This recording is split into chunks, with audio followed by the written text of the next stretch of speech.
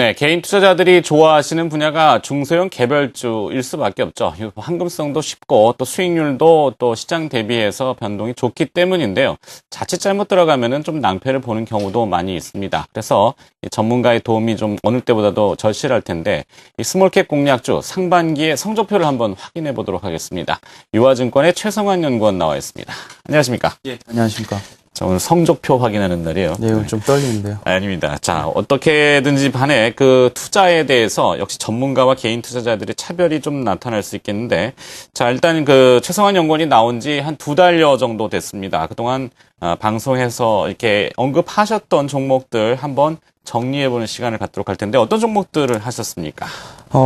일단 제가 뭐 한 2달 정도 매주 이제 화요일마다 출연을 하면서 지금 소개시켜드린 종목이 한 8종목 정도 되는데요.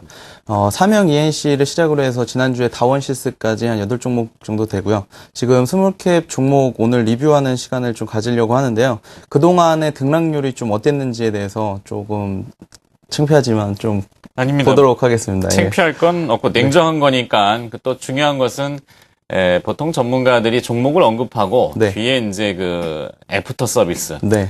네, 사실은 뭐 저희가 그 투자의 참고용이기 때문에 꼭 그렇게 할 필요는 없다고 하지만 그래도 투자를 많이 참고하시는 분들이 있기 때문에 도움은 좀 드려야 되겠죠. 네, 맞습니다. 네, 그래서 일단은 보도록 하죠, 냉정하게. 예. 저희 그동안 방송돼 있었던 종목을 이제 수익률과 함께 표로 준비를 해봤는데요.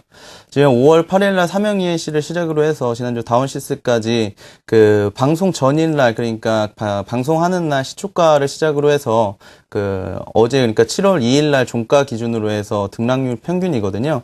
만약에 방송하신 날을 기준으로 해서 뭐 만약에 매수를 하셨다고 하셨을 때 그걸 이제 어제까지 가지고 계셨다고 한다면 그 등락률이 한 4.4% 정도 그 정도 되는 걸로 지금 나와 있고요. 네. 그리고 방송을 할 때도 이제 주가가 좀 변동이 있지만 방송을 한 이후에 이제 며칠이 지난 시점에서 또 고가를 형성시킨 그런 부분들이 좀 있었습니다. 그래서 그 부분들을 감안했었을 때 평균 등락률이 한 11% 정도 되는 걸로 나와 있고요. 이건 이제 투자자분들이 뭐 매도 타이밍들을 좀 우수하게 좀 활용하셨을 때 고가에 도달한 그런 평균 등락률로 보시면 될 것 같습니다.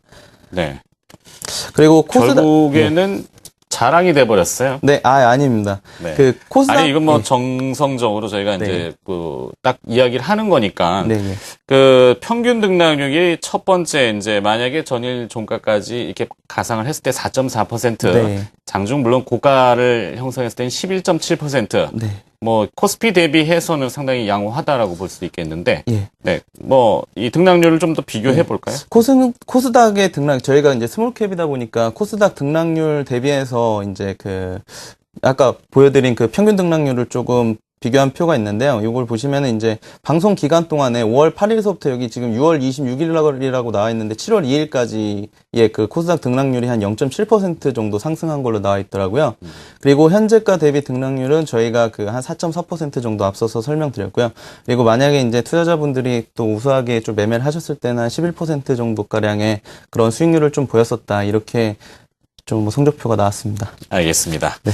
결국에는 자신이 있다는 얘기처럼 들리는데 계속 지켜보도록 하겠습니다. 네. 자, 2종목 빼놓고는 종가 기준으로 다 플러스 수익률이에요. 물론 가상의 어떤 참고용이긴 합니다만 여러분들이 한번 보시면 좋겠고 종목별로 한번 봤으면 좋겠습니다. 이 종목별로는 어떤 현재 시점에서의 투자 전략 추가적인 이야기 한번 부탁드려볼까요?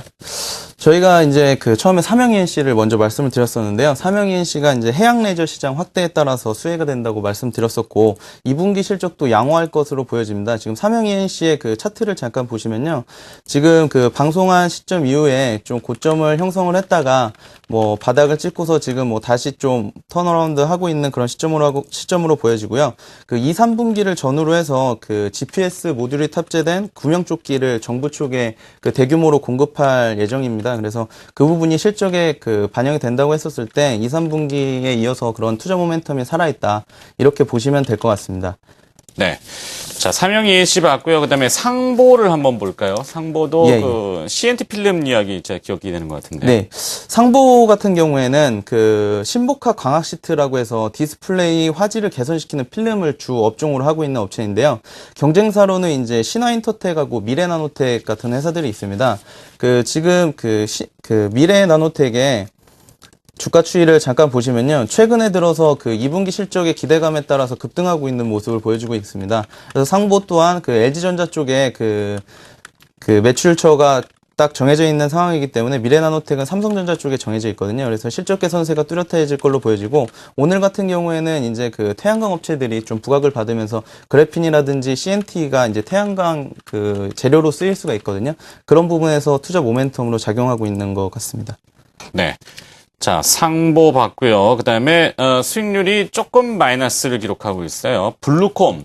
예, 애플 쪽에다 납품하는 리니어 진동 모터. 저는 이렇게 기억을 하는데 네, 맞습니까? 예. 네, 이거 한번 살펴보도록 하죠. 일단 그 아이폰 4S 판매량이 이제 조금 시간이 지나면서 감소됨에 따라서 2분기 실적이 좀 다소 주춤할 것으로 이렇게 판단이 되고 있습니다. 그에 따라서 이제 차트 또한 조금 횡보를 하고 있는 모습인데요. 그렇지만 하반기 아이폰 5 출시에 따른 모멘텀이 예상이 되고, 만약에 아이폰 5나 아이패드 3의 진동 모터뿐만이 아니라 이런 스피커 부품이 탑재된다고 했었을 때 급성장을 기록할 수 있는 업체이기 때문에 한번 그 꾸준하게 지켜보시는 게 좋지 않을까 판단이 됩니다. 그리고 LG전자에서 LED TV가 이제 출시가 될 예정인데요. 그 초방막형 스피커의 공급 밴드로 선정이 됐습니다. 얼마 전에. 그래서 하반기에 추가적인 성장이 가능할 것으로 이렇게 판단하고 있습니다. 네, 며칠 전에 주가가 살짝 움직였던 게 그 LG전자 얘기가 나왔던 거군요. 네. 네, 좋습니다. 블루콤 봤고요. 그 다음에 이번엔 나우콤입니다. 실제적으로 성적이 가장 좋은 것 같아요. 이 SNS 관련주라고 보는 게 맞습니까? 네. 그 전에 이제 아프리카를 말씀을 아프리카 드리면서, TV. 아프리카 TV를 말씀을 드리면서 뭐 소셜미디어 쪽에서 상당한 경쟁력이 있다. 이런 플랫폼을 가지고 있는 게 경쟁력이 있다고 말씀을 드렸었는데, 나우콤은 최근 들어서 이슈 사항이 좀 많습니다. 그 CDN 사업부라고 원래 컨텐츠 딜리버리 하는 사업부가 있었는데, 이 부분에 이제 우리가 잘 아는 KINX라고 그쪽에 좀 매각을 하면서 모바일 게임하고 아프리카 TV 쪽에 집중하겠다고 밝혔습니다. 그리고 얼마 전에 그 모바일 게임을 2종을 출시를 하게 됐는데요. 연말까지 30종이 넘는 모바일 게임을 출시하겠다고 이렇게 밝힌 상황입니다. 그래서 그 나우콤의 서수길 대표가 원래 위메이드의 그 대표 출신으로서 게임하고 그 글로벌 마케팅에 전문적인 그런 그 스킬 가지고 계시는 분이기 때문에 앞으로의 그런 히트작 이 기대가 되는 그런 상황입니다. 그래서 그 나우콤에 대한 그런 뭐 투자 의견이나 이런 부분도 좀 한번 꾸준하게 지켜보시면 좋지 않을까 이렇게 판단하고 있습니다. 네. 아프리카 TV 이야기하고 소셜 네트워크인 SNS 이야기가 있는 나우콤. 뭐 대부분 투자자들도 많이 알고 계시는데 다시 한번 이야기 드렸고요. 자, 전자지갑, 애플의 전자지갑 이야기도 많이 나오던데 그와 관련해서 한국 사이버 결제도 하셨죠? 이건 어떻게 보십니까? 한국 사이버 결제 또한 이런 변동성이 큰 장에서 꾸준한 상승 흐름을 보이고 있는 종목인데요.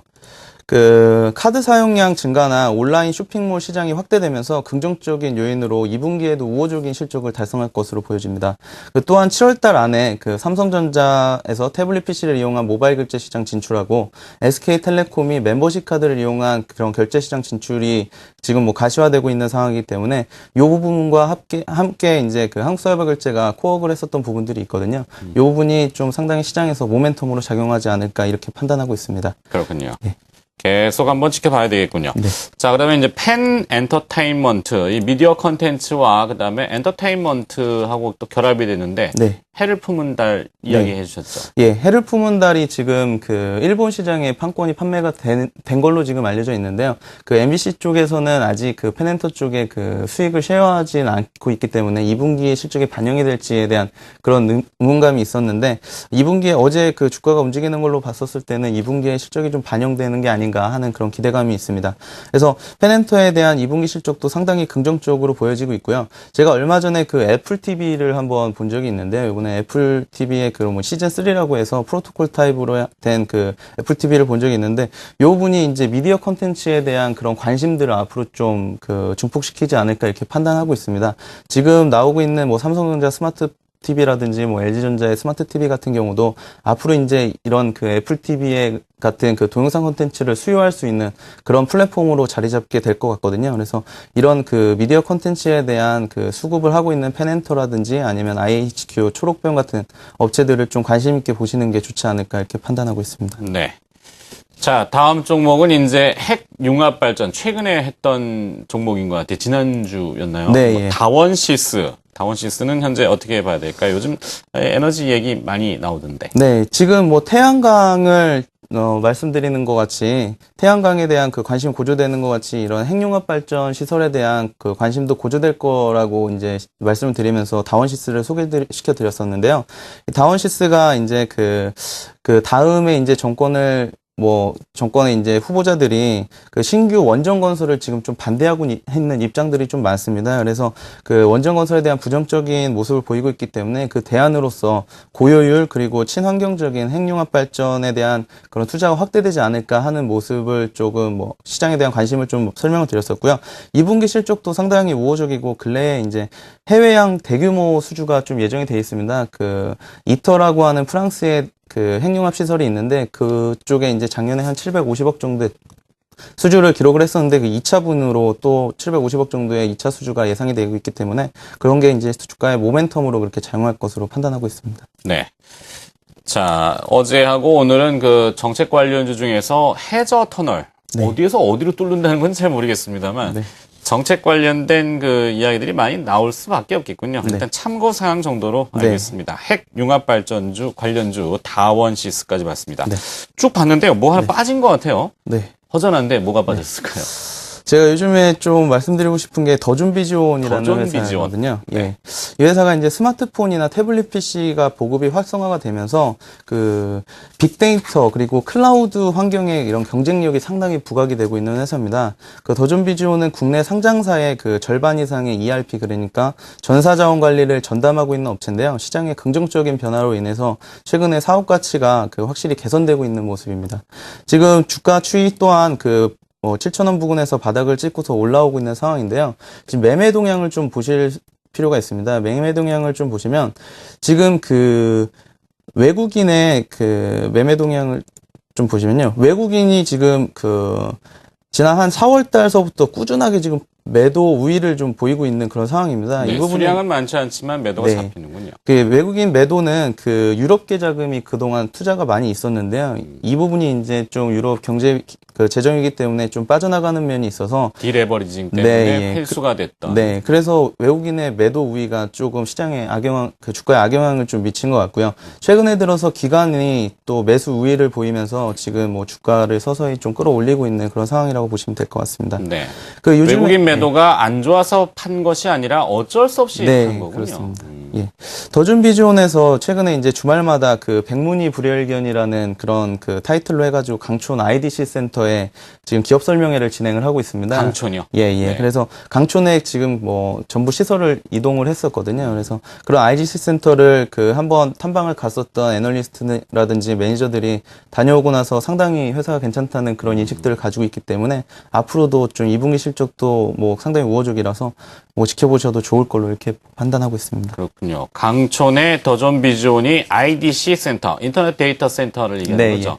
네. 강촌이 좋아서 네. 좋은 건가요? 회사가 좋아서 좋은 건가요? 상당히 법인세 감면 혜택도 있고요. 그리고 그 IDC 센터라는 게 그 대규모 시설이고 또 이제 열이 또 많이 발생하다 보니까 그 지역적인 이점들이 좀 많이 작용을 하는 것 같습니다. 그렇군요. 서울에서 근교니까 혹시나 더존비지온에 또 관심 있는 분들은 한번 문의해 보셔도 좋겠습니다. 네. 자, 오늘 유화증권의 최성환 연구원이 상반기 거의 한 2달여 동안 이 스몰캡 공략주로 제시하셨던 종목들 쭉 한번 살펴봤습니다. 결국에는 자기 자랑이 됐는데요. 자랑할 만 하군요. 계속 한번 지켜보도록 하죠. 자, 스몰캡 공략주 유화증권의 최성환 애널리스트였습니다. 고맙습니다. 네, 감사합니다.